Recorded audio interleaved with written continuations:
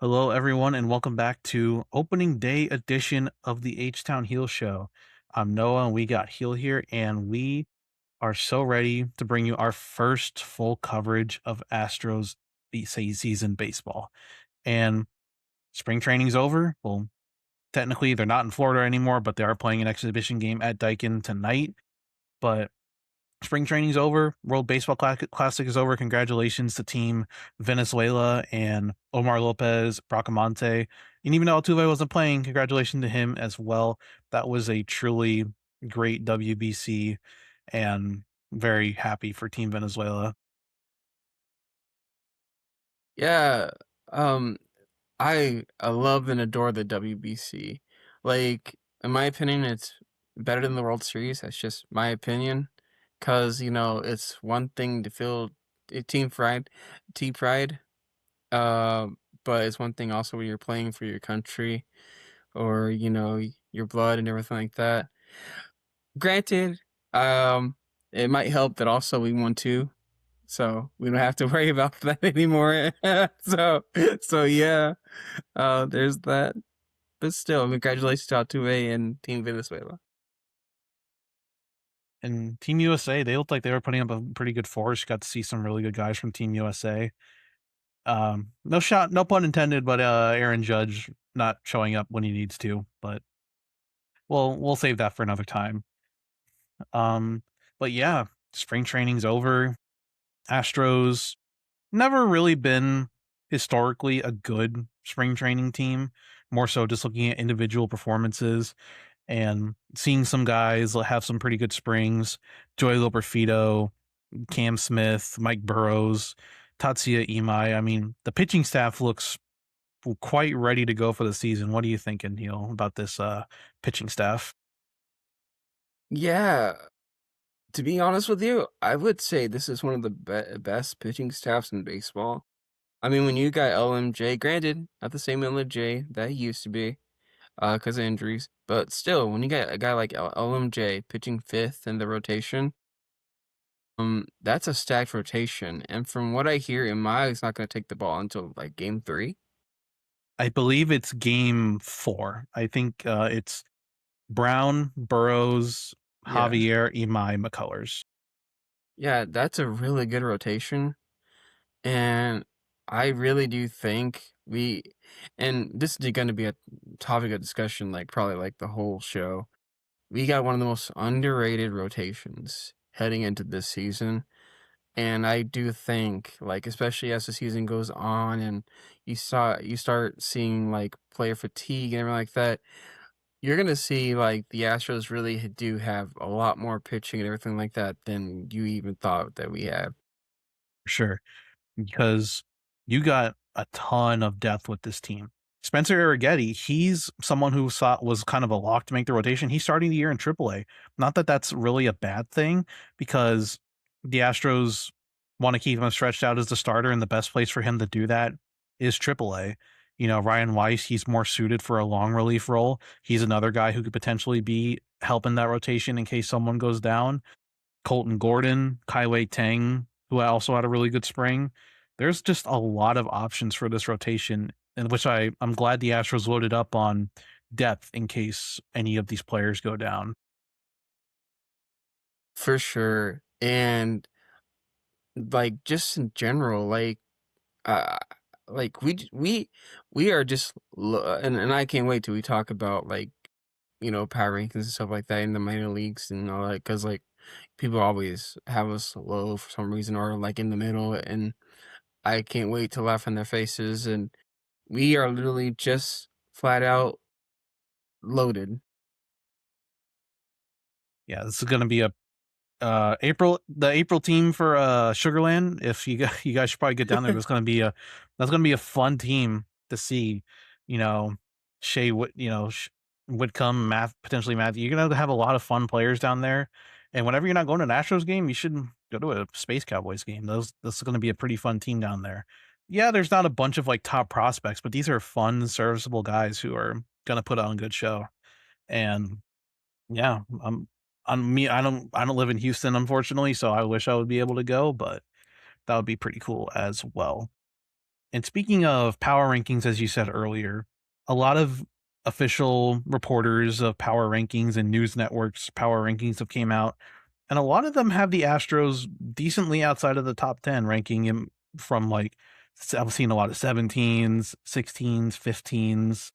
Seems like rightfully like the Astros did miss the playoffs last year, but it seems like a lot of people are just currently sleeping on the Astros because of they didn't make the playoffs last year, and they going with the narrative of it's a dying dynasty, and didn't really realize the fact that we only missed the playoffs by one game, and we've had a AAA team for a portion of last year. So, what are your thoughts just on power rankings and everything? Yeah, we literally had a AAA team out there, and our AAA team almost got us into the playoffs. Um, which, that alone should show to you that, rankings of like minor league systems and all that should not matter.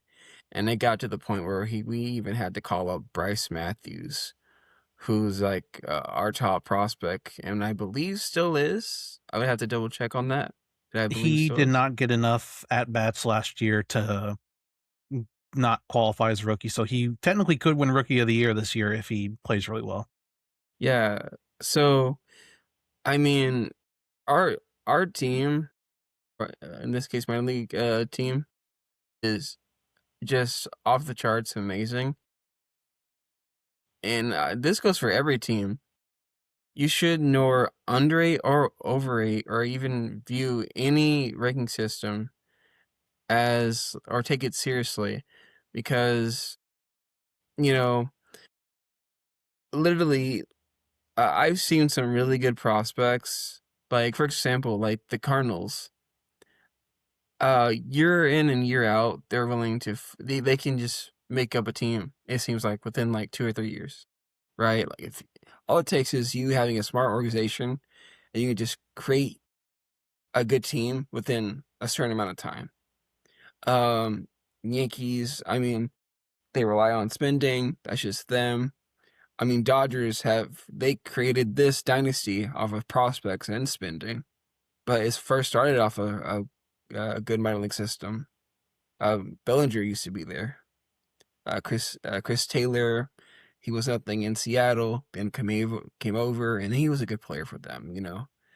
Um, but another smart organization that's kind of like underrated in the sense of like putting together teams is like the Arizona Diamondbacks. Um, they just happen to be in a really stacked division, so they don't get that much love, I feel like.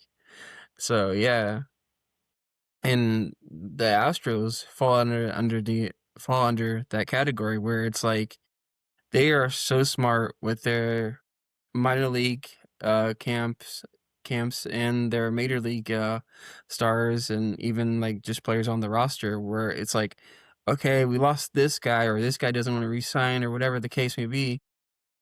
We'll find a way to make it work, and it will work. And even if we miss the playoff, it will be because of things like that.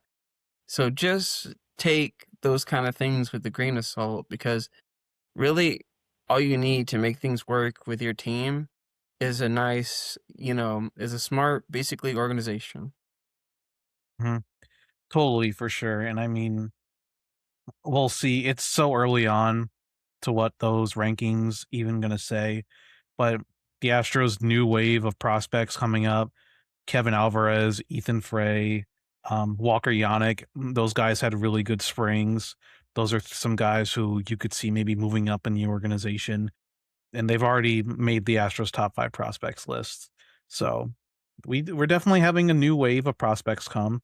The thing with the Astros is that they don't have a bunch of, like, top 100 rated MLB prospects, but these prospects that they have, they they fill a role, and they're gonna go in when someone gets hurt or when someone's underperforming, and they're gonna do their job. They're not gonna do it exceptionally well, but they're gonna do it to the point of where they're not doing their job, because, like, literally, when we had guys like Zach Short up last year, Taylor Trammell, all guys like that, they did their job, and they did it well, and it got us to within 1 game of the playoffs. Like if you have a healthy Jordan last year, that alone is like what 4 or 5 wins, and you're in the playoffs. So this we hope that we're healthy this year. Jordan is healthy, and let's see how things go. So, kind of moving on to the next subject, which is the current big league lineup and everything. I'm expecting some guys who I've check marked down. I think Cam Smith, I'm all in on him stepping up, having that next like season, big season to go with. He was kind of thrown into the fire last year, and he looks like a big leaguer. He's putting up good at bats in spring training. He was working counts. He didn't look like a rookie, and now I think he's ready for the challenge of being the right fielder and potentially center fielder. The Astros threw him out there in some games in center, and he looked really good. And Joey Loperfido had a really good spring. I think he's going to get some. I think he's going to be more of a platoon role as he's basically going to be what Jesus Sanchez was supposed to be, a guy who goes in there, dominates righty hitting, right-handed pitching, and is a really good defender, unlike Sanchez, who was not that good of a defender. And then we're kind of still in limbo about if Bryce Matthews is going to make the roster. The Astros pretty much played him everywhere in the spring, in left field and center field, second base, and he had a pretty solid spring, and he's in contention to make the roster. But we need to see if Jeremy Pena, who suffered a light finger fracture, is going to be ready for opening day. He is playing tonight in the exhibition game, so I'm assuming we'll hear word on that tomorrow if Pena is ready to go and if Bryce will make the roster or not. If he doesn't and Pena's ready, I think Zach Cole will make the roster. But overall, I think the lineup is pretty solid on paper. Christian Walker batting seventh, I think, is going to do a lot better for him instead of him having to bat in the 4 spot like he did last year. And we really just have to wait and see. And what are your thoughts on just the lineup so far? Um, the lineup, I have not seen, but the roster I've obviously seen because you showed it to me. Um, if but yeah, um, I think the rosters as being constructed actually has a lot of potential. And like we were talking, you know, fair. I think a lot of people are underrating us, and I'm not saying that just as like a passionate fan or like that. I'm saying that even as a person, that's just looking at this unbiasedly. Like, I don't know how you can look at this team and be like, oh yeah, that's a mid-tier team. Like I even saw, like, all due respect to the Braves, I even saw some people ranking the Braves higher than us. Braves are always injured. Not only that, something always goes wrong with them, even outside of injury. Like, who was the one pitcher that just like magically fell apart with them? What? Spencer Strider just went on the injured list, I believe. Yeah, but there was someone that was good for them and then just fell apart. Like it wasn't due to injury. I don't understand why some teams are ahead of the Astros. I really don't. And to me, this season is all about like re-earning respect. And I think they're going to big time. Now, obviously, it's gonna be hard. I think it's gonna be easy with this team. And the division alone is gonna be difficult. But Yeah. minus the Angels. Yeah, Sorry, but, yeah. sorry, Angels fans. Yeah. I mean, we do play under the competition, so who knows? We might lose a couple of games to them. For some reason we always lose to the Athletics, but Yeah. yeah, there are That's just something kryptonite. the Astros have always done over this past run is just play down the competition. Yeah. So yeah, I think this roster is gonna look amazing, and yeah. Hey, Nina, Nina.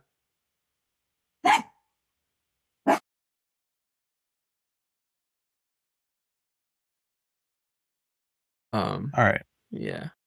But like you said, like kind of like we were talking about off air, like you said, it's a prove it. We got to prove it. If this team is this team is too talented to be a mid tier team. I think they could potentially, like, if everything just goes wrong, players regress, players underperform, then yeah, this is like a 78 win team. But if everything goes according to plan, and it's there, I could see this team winning 93 games. You know, there's like a big gap. There's like a really, I see this team as high as 90 something wins and as low as like 78 wins. No, I don't think they'll be 70 or something. I think they'll at least bare like it assuming everything goes wrong, right? Like Mai ends up sucking and then opting in and Hunter Brown gets injured because we all know he's gonna do great regardless. Like and all that, right? I feel like we're at least like in 80 win at some or whatever. At like 80, 85. At highest, I think we can win 100 games. I legit think that. Because Mike Boros, really underrated. Mai has the potential to be like ace, Really good. yeah, ace level pitcher and opt out and then get a bigger deal. Yeah, he's definitely got that opt out. He's got that Yeah, opt out. yeah. And Brown, as we know, is already ace. J, yeah, go ahead. LMJ, he was, even though he's not the same, he was bumping 94, 95 this spring. So we'll see. We'll see what happens. Yeah, he's never relied on velocity too. So with him, it's all about can he locate the curveball? That is true. Yeah. And really be well mixing in his pitches. And if he can do that, he's gonna be a dangerous fifth pitcher. Also Christian Javier, he needs to get that nice high rise on his fastball. Cause when we were on that run, I think against the Phillies, ironically, and in that playoffs, they always kept talking about how like the fastball just looks like it's coming right in the middle or whatever, and then just like disappears up. Yeah, it's Javier had a good spring. There's still my concerns with his velocity and his, just overall demeanor. I would I it's kind of like another prove it to me, is Javier back or not, even if he does have a lower velocity, lower control. We'll see how he navigates it. I would love to see 2022 Christian Javier back on the mound. And I think he has the potential to, but like we just need to see. Yeah, for real. Like this starting rotation has the potential. The highest ceiling is to be like really dangerous, win 100 games. At his realistic ceiling, we're probably looking at like I think 95 to 93 wins, somewhere around there. And even if LMJ gets injured again, there's Eric Giddy just waiting in the wings. I think the report says AJ Blueball too, who keeps on there for something like that. Like our AAA system is gonna have like I don't just our AAA team in general is gonna have like a nice rotation. Let's Gonna put have a it really that good way. rotation. Yeah. Although we got Jason Alexander down there too, and Jason Alexander was really good down the stretch for us. Yeah. And then the offense itself has the potential to win 100 games, and then again, around 90 to 95 wins. I mean, we have Jordan back for crying out loud. And if Jordan can stay healthy, 40 home run season, lead the Astros back to the playoffs, like I'd just be so happy. And the Isaac Paredes is he still on the team? He has not Yeah, been traded yet. And we were talking about this. He's gonna be our super utility player, utility. basically. Yeah, A guy who can hit 30 who can hit 30 tanks. yeah. We basically traded Dubon to have Paredes as like our super utility guy.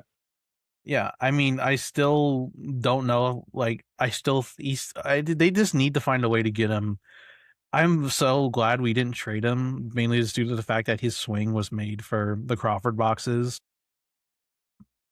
When I went to a lot of Rays games, I've been to Tampa a lot, and I saw Isaac Paredes playing for the Rays, and he was my favorite player, and I'm so glad that he's on the Astros. Yeah, and obviously the big suspect besides Jake Myers is going to be the corner outfield spots. Yeah, Uh, and I'm surprised we didn't address those this offseason more. Like I get it, Loperfido is going to platoon.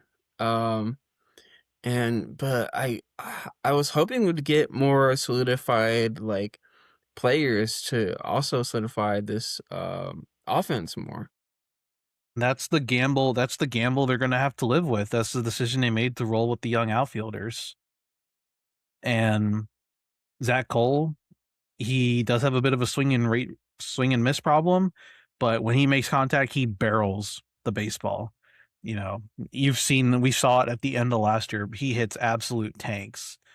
And Loperfido crushes righties. I think Cam Smith is going to take that next step. So, and you know what you're going to get with Jake Myers. Not a great bat, but a elite defender. So that's kind of just my biggest, like you said, the biggest question mark is this outfield. Really young, really unproven, minus Jake Myers, but you already know what you're going to get from him. Yeah. So, like again, it's just a game of wait and see. If it comes like May, like second, third week of May, and your have outfield has an OPS of like 500, then yeah, there's a problem. Yeah, for sure. I mean, Cam Smith, I hope he keeps progressing. He was a great fielder for us last season. So it's like okay, you're a great fielder, but you know, can you hit the can you hit the baseball on a more consistent basis? Like I don't care if you strike out that often, but like I do want you to be more of a consistent hitter. And hey, don't get me wrong, I still like what we got for Kyle Tucker. Like, for people, like, I just want to clarify that for people. I do. Like, what we got was freaking amazing. Um, and just like everything, I mean, I'm gonna use this as an example. Jeremy Pena. Yes, he won the World Series MVP on I think his like first year with us when Carlos Correa left. But And now Carlos Correa is back. yeah, but it took him like 2 or 3 seasons to fully find his stride. And now he's and I think I want to talk about this later, but the Astros now want to extend him and Hunter Brown. Yeah, I did see that story. Yeah, and maybe that's what it's going to take for Cam Smith. It's going to take him another year or two to fully find his stride. Yeah, because I think Pena, after that 2022 World Series MVP run, he pretty much had the same exact season 2 years in a row, hitting like 250 with like 11 home runs and like 50 RBIs. That was like pretty much two identical seasons. And then he tweaked something in his swing, did more work in the cages, and now he's one of the best shortstops in baseball. Yeah, because I remember for years he used to do like a little wiggle like that on his shoulder, Yeah. and now he just lays it down. It's more set, yeah. Yeah. One of so yeah, I don't I think this offense has the potential to be really good. It wasn't that good in spring training, but then again, it is spring training. Altuve's getting older. He's he's a Jose Altuve for crying out loud. I think he'll be fine. But if you start seeing some more regression from him, he's striking out more, doing whatnot, then he's an important part of the season of the your offense at the top of the lineup. And same thing with other guys like Correa, needing Correa to be fully back to what he was.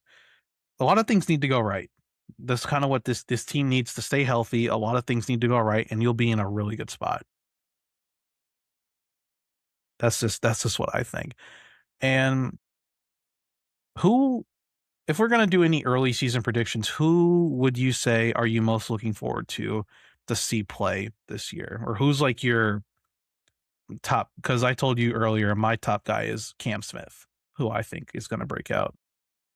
Honestly, It could be pitching or offense. this might be an obvious one, it might not. I'm most looking to see how Carlos Correa plays. And the big reason why is because when he first started the season with the Twins, he was ice cold. And then he started to heat up with us. And I want to know, is that coincidence? Or if now that he's back, is he going to continue to be a consistent player? I think him just being back in Houston and being back with Jose Altuve and friends, that was just really good for him. And being back with the fans who love and adore him, like I think Correa's going to have a really solid season. I think playing third base, he's going to be a Gold Glove candidate. His bat's going to be solid as long as he stays healthy. But that's a lot. That's with a lot of these players because we have PTSD from last year with injuries. Yeah, and if he makes the roster, which I hope he does, because obviously I want Pinion to also be healthy. I'm really interested what Zach Cole's gonna do, cause you know, um, and I don't know why, but Zach Zach Cole grabbed my attention immediately as soon as he got on the roster, and it wasn't just because like we came on and immediately hit. I think it was like 2 or 3 home runs or whatever it was. I could see this guy if given enough, time to develop, being like a solid major leaguer. And I want to see if he can do that on both the left and right-handed side. When he faces uh, left-handed pitching and right-handed, Lefties and righties, yeah, yeah. yeah. Um, so if I had my pick, Zach Cole would be on the MLB roster because, like I said, I also don't want to damage the value of Bryce Matthews because like teams are already probably getting a little bit speculative of Bryce now that he's been on the MLB roster, and plus you want to keep the value that he has in case you want to trade him down the line. So I think it's more of a smarter decision to bring Zach Cole up and see what happens, especially considering you might need more outfield help in the corner spots. Um, and like I said, I personally would have traded Bryce Matthews in the offseason. That's just me. I think the more like the more you hold on to your prospects, I think the more it shows like it just shows me you're not willing to pull the trigger on a lot of stuff, and that could be like more money, maybe some other prospects that you're not willing to go all the way in, and I don't like that feeling. So like I need the Astros to show me like, hey, don't worry, we're willing to go all the way in. We got this and all that. Like for example, let's just say um I don't know, who's a like Kyle Stowers, for example. I'm not saying the Marlins would do this, but if Marlins are like, hey, now we want to be a rebuild. We want Bryce Matthews in a trade for Kyle Stowers. Pull that trigger, because now you got a left fielder. Yeah. I think I think the plan for Matthews is to I think with him adding center field and left field to his position repertoire is to try and basically turn him into Mauricio Dumont again for like no money because he's on a rookie deal and everything. And he definitely has potential in the bat to do good, but we just got to see it.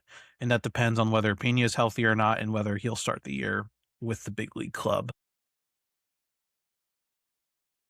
Yeah, the roster's pretty much almost set. We kind of gave our overall thoughts on what we think this team will be this year. And the Astros on Thursday open up the season against the Los Angeles Angels. Do you have I believe it's a 3-game series. What are your predictions? I think they'll go 2-1. I think they'll take 2 out of the 3. Yeah, I think we sweep or take 2 out of 1 because I mean I would like to think Hunter Brown wins game 1. Mike Burrows game Y- 2. Yeah, yeah, there's a chance actually we sweep. Javier could Yeah. maybe Javier has a little jitters back and we lose the finale game. But man, if we could get the sweep there in Anaheim, like I get it, it's the Angels, but any sweep is always like good momentum. Mhm. Yeah, so we don't me and Heel haven't decided yet on whether or not we're gonna do individual game recaps or series recaps. That's something we'll talk about off air. And maybe we'll even do a couple live stream watch alongs to any games. It could be just Heel, it could be both of us, it could be just me, whoever's available. So whenever we're free, we'll decide on, daily recaps, the series recaps or live streams. So whichever works best with our schedules. But it's approaching 30 something minutes here, so probably gonna wrap it up here. We got a very look you looking forward to our first full season of Astros coverage? You looking forward to it, Heel? But yeah, I'm really excited. We had our spring training, and now we're getting into the real deal ourselves. Yeah, I mean, 162 games of the questioning our sanity or not with this team. Um, we're gonna go ahead and wrap it up here. Opening day is on the 26th. Astros will face the Los Angeles Angels of Anaheim in Houston with Hunter Brown versus Jose Soriano of the Angels. Hunter Brown, I swear, if you don't get the win. Oh my god! All right, we'll be there for that, and thank you guys for tuning in, and we'll see you. Have a good day. Peace.